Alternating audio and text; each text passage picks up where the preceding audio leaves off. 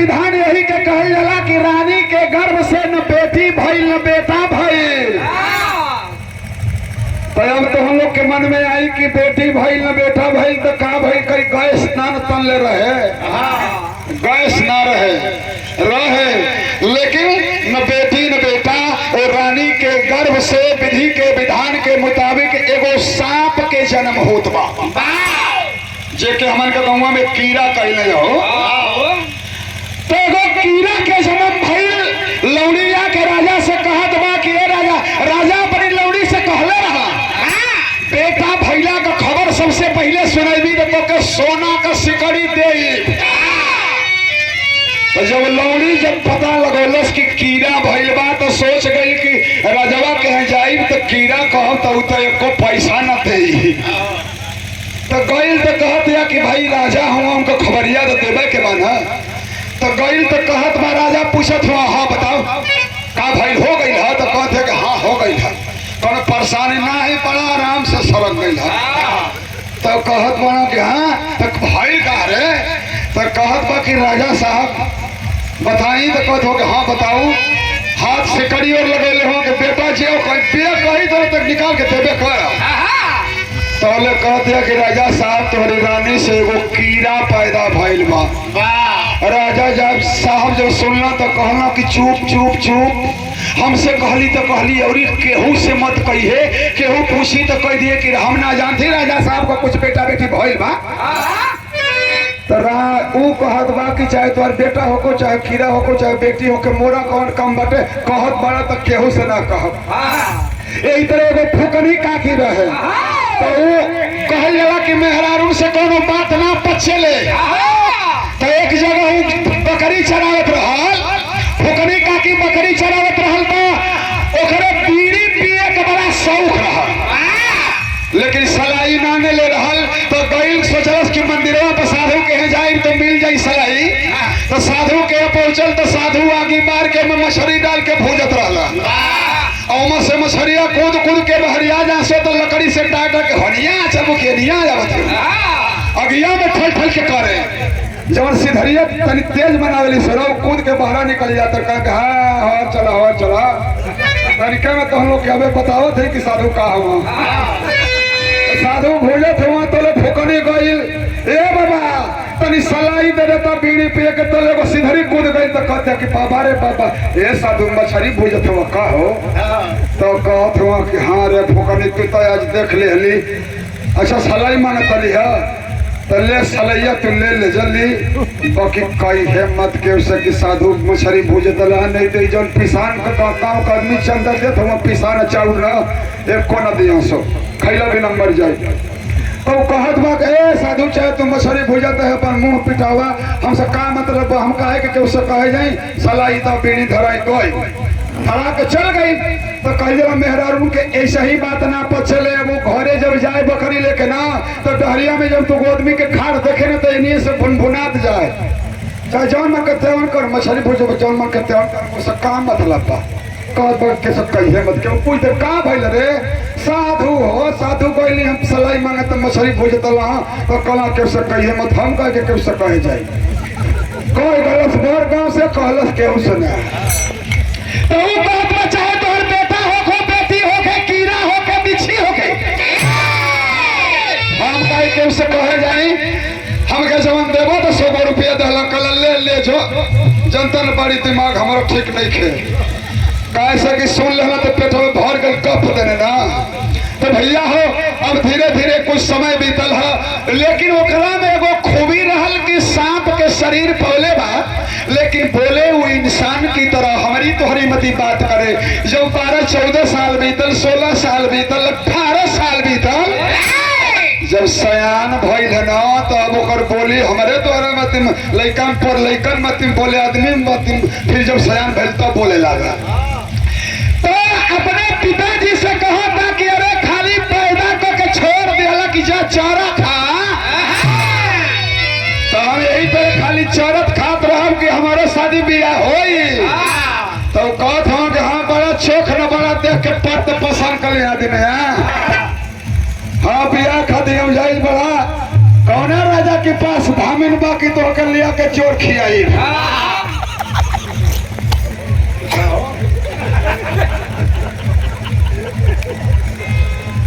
हम पर्दा में बात कर लिए जोड़ खियाई।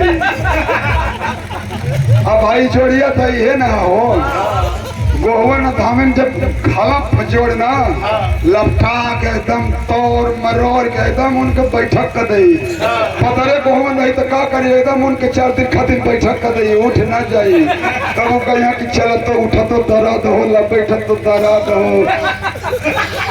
बड़ा मिलत है हमारो मदद हो मुश्किल बात है कहे करू के तेल मांगे लगी। तो भैया कहा था कि कहाँ से धामिन खोजब तोहर बियाह होई होला खातिर कैसे कहा के विधान में बता रहे अरे आगे हो जा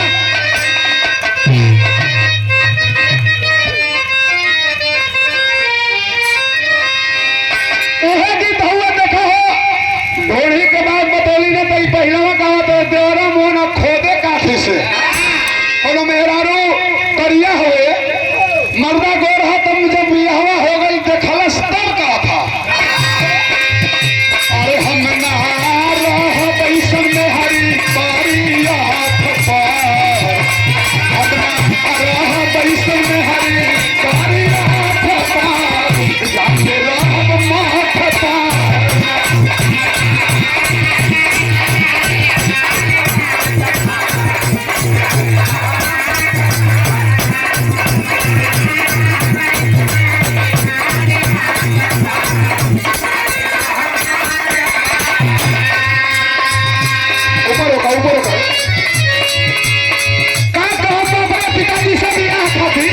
हमारे भाग कैसे सपना सजोरी हो हमारे भाग कैसे सपना सजोरी हो अरे कठिया दिया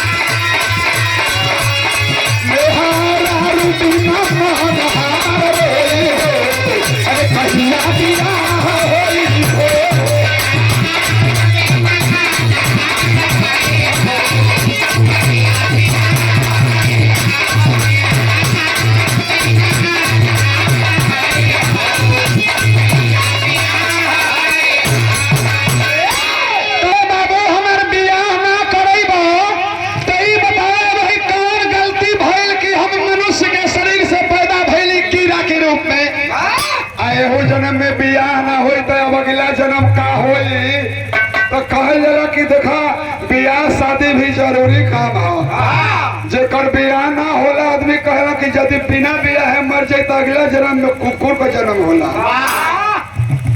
तो कहत बा कि हे बाबू हमारे बियाह जरूर करवा दा तो कहत बड़ा कि ये बचवा तो बियाह खातिर कहत बड़ा आ तोहरे बियाह में बड़ी समस्या बा बियाह हमके तो उम्मीद बा कि हो ही ना सकेला तो कहत हो कि कोशिश कैला में का बात बात है कोशिश करने वालों की कभी हार नहीं होती तो कहत बा कि बाबू तनी कोशिश करो भोजपुरी शब्द है एक आदमी कोशिश कहला कोशिश अब गांव देहात का बात होले ना तो जैसे मान ला कि कोनो मेहरारू को मरद दिल्ली मुंबई जाता और मेहरारू पढ़ल लिखल बा फोन लगाई तो सवेरे पूछी कि हेलो पहुंच गए हैं तो वहां से कही कि हाँ हाँ पहुंच गए हैं आज जौन बेपढ़ल है सो वो खाली है जानत है कि कौवा ला नहीं का नंबर निकाल के चापी वही के अरे मुखरी के पहुंची तो ये पूछी कि काजी चहुप गई तो देखो पढ़ल की कहले पहुंच गए आई कहले ओहर से उल्टा बोले चहुप बे पढ़ल लिखल ओहर से कहना पढ़ल लिखल हेहर से कहना कहो कम जगह में भोजपुरी का काम हो जाला कि अब इतना कम जगह में तो कौनो भाषा काम ना कर सकेले। जैसे 5 आदमी के वैकेंसी में नौकरी का जगह बखाली ओके भरे के बाद तो फार्म यदि निकली ना तो 5 आदमी के वैकेंसी पर 50 आदमी फार्म भर दिहला। एग्जामिनर आयल तो बहरवे गो लिस्ट टांग दिहलस की जो भी अभ्यर्थी आएंगे कृपया कम से कम शब्दों का प्रयोग करेंगे। तो हिंदी वाला गई दुआरी पर तो जाके बोला था कि श्रीमान जी मैं अंदर आ सकता हूँ। तो एग्जामिनर हरे से कहलस कि इशारे बड़ा बढ़िया बोलस। हम कहले कि तनी अकन बोले के बैठे नहीं के बोले के तो ये बोलस मैं अंदर आ सकता हूँ। तो वहां से आवाज आवत है कि उधरे से उधर निकल जाओ। तो अब अंग्रेजी वाला गाइल कहता कि मैं आई कमेंट सर तो वहां से बोलता गेट आउट मैंने वो कल कि तू निकल। संस्कृत वाला गाइल संस्कृत पढ़ा लिखल आसान है हिंदी लिख के बटरी से या छिड़कता संस्कृत एकदम हलंत पुल पर लग जाए। तो संस्कृत वाला गैला तो कहता है कि अहम आगच्छम सज्जनम। तो हर से आवाज आयल कि तुम भी निकल जाओ। अब भोजपुरी वाला गैला तो कहता कि कुल्हनी के सारे निकाल दे हम के निकाल दे का। तो दुआरिया पर केवड़िया पर एगो पर्दा लगावल है तो पर्दवा के तई संगोरिया से टार के कहता कि ढुकी ढुक तो कहता ढुक ढुक तू असली होया।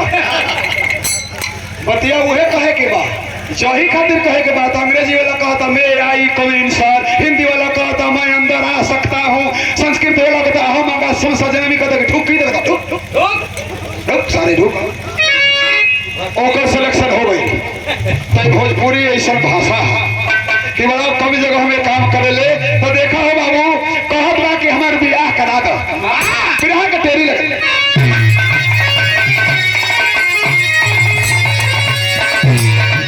तो कहलस कि बियाह करा दो। तो बाबू कहत हो सोचत हो का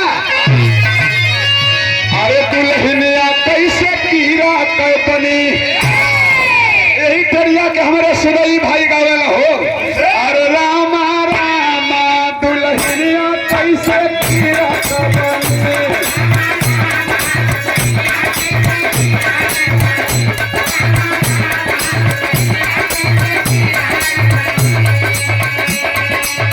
अरे कोनो राजकुमारी ना हो कोनो राजकुमारी ना हो कोनो राजकुमारी ना कोनो राजकुमारी ना कैसे कीरा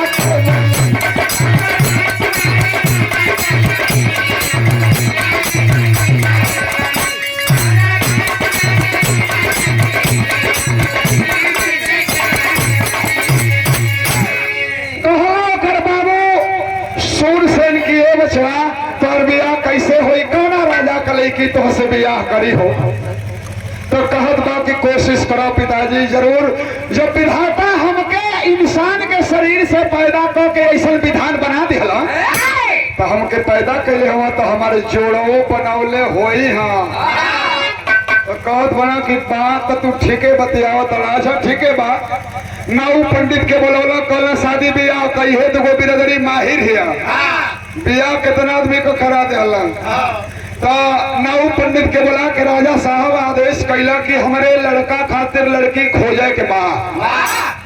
लड़की वाला लड़का खोजला लेकिन यहाँ लड़के वाला लड़की खोजा था। तो देखा हो नाऊ पंडित लोग तैयार भैला है तेरे से 4 लाख चौकड़ा। अरे नाऊ पंडित लड़की खोज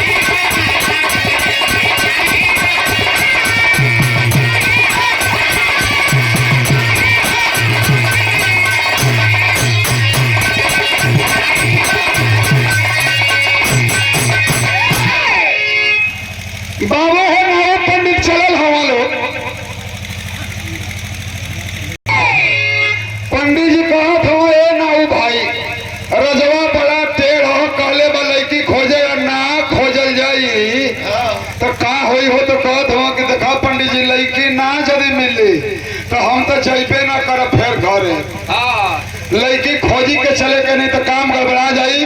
दोनों गईला पूर्व के देश के राजा विजय सिंह हुआ। विजय के यहाँ पता लागल कि इनका बेटी ब्याह करे के बा। दोनों जाके अपन प्रस्ताव रखला। राजा पूछत हुआ कि हाँ लड़का के बारे में तनी बतावलो कि लड़का का करत था। तब तो दोनों जना सब पकात हो कि नाऊ चढ़ा खोलो ना। नाऊ कहत हुआ ए राजा साहब लड़का के बारे में तो पूछबे मत करा। अरे भाई कहे अपनी बेटी को बियाह करो तो हम पूछ ना सकीला। कहा है पूछ सकेला। लड़का बड़ा सुंदर है, बड़ा सुशील है, बड़ा ठीक है, आदमी मती बोलेला। तो राजा कहो कि आदमी मती बोलेला के गधा मती बोलेला। जिन बोलते के गधा मती ना पशु मती बोलेला। अरे आदमी हो तो आदमी मती ना बोली।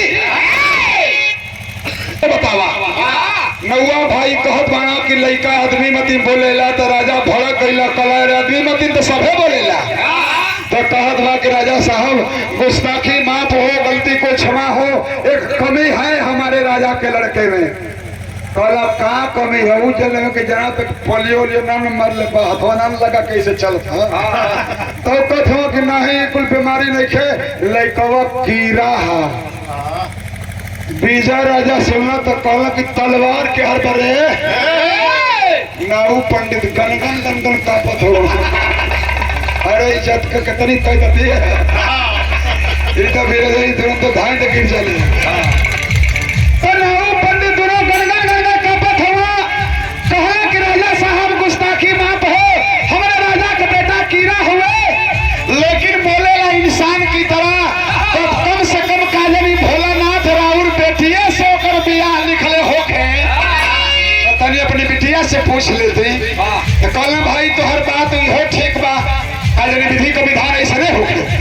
तो गईला अपनी बेटी से पूछला। बेटी तैयार भैली। कहली जब परमात्मा के ये लेखनी हुई तो हम का सकेला। दोनों जाने दोनों के यहाँ से बारात हमारी राजा के घरे जाई लड़का वाला के यहाँ। दूल्हा कहे से कि ना आ सकेला। डोली में बैठे तो कोना तरह जहाँ पील पाई वही में हेल जाइयो। तो वो एजे ना आ पाई तो वही अपनी लड़की का बारात लेके वही जइहा। खैर वैसे ही बियाह भइल। तो बिरहा में एगो आखिरी तरज है।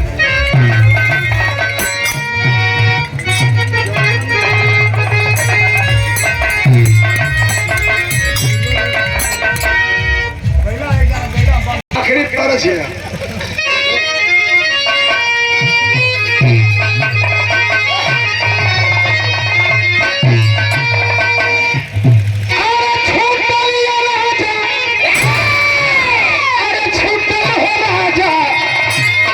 चमनिया में गरिया छूटल हो राजा।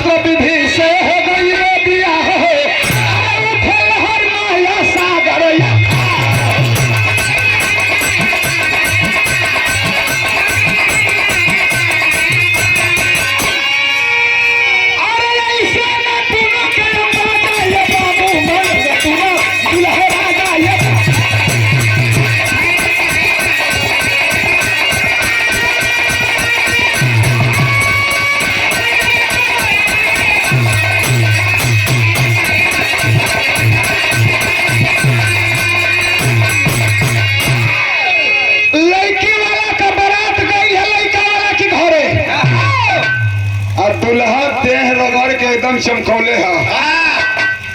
केवाड़ी बन रहे थे तब वो एक घर में से वो घर में मारा असर गुसर भइल है।